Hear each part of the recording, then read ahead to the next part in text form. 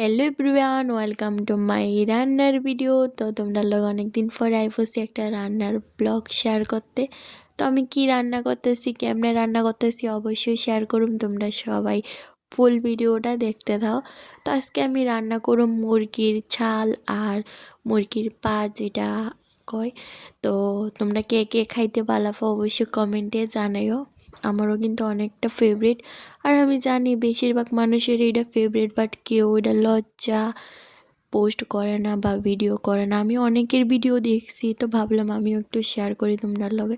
তো আমি একে একে করে তোমরার লগে সব কিছুই শেয়ার করে দিতেছি। এদিকে আমি সব কিছু মশলা টশলা লয়ে লইছি। তারপরে আমি কড়াইতে তেল দিয়া তেজপাতা আর পেঁয়াজ কুচি দিয়ে দিছি একটু, তারপরে এনে রসুন দিয়ে এসে আমি মশলাটা ওখানে ভালো করে কষাইলাম।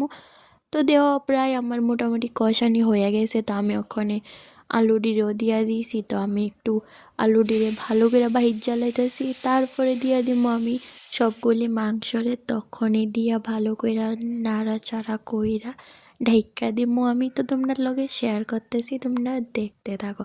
তো চলো ওখানে 2-3 জনের কমেন্ট পইরা তোমরা শোনাই।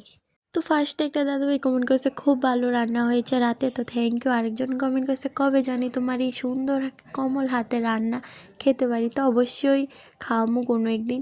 তো আরেকজন কমেন্ট করছে খুব ভালো, তো থ্যাংক ইউ। তো আরেকজন কমেন্ট করছে তুমি রান্না করে এইভাবে ভিডিও বানাবে না যদি কাউকে না খাওয়াতে পারো। আচ্ছা, আমি যদি কেউ না খাওয়াইতে পারি তার লাগে কি আমি ভিডিও শেয়ার করতাম না?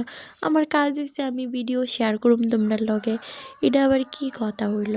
তো এদিকে কমেন্ট পড়তে পড়তে আমার এদিকে রান্নাও প্রায় হয়ে গেছে। তো আমি একটা বাটিতে বাইরে লেগে কিছুটা মাংস তুললে আমি ওখানে দিয়ে দেবো ঝোল।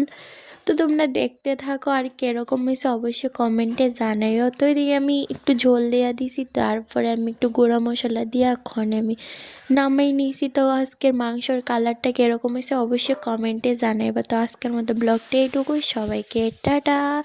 ভালো লাগলে লাইক কমেন্ট শেয়ার করে দিও।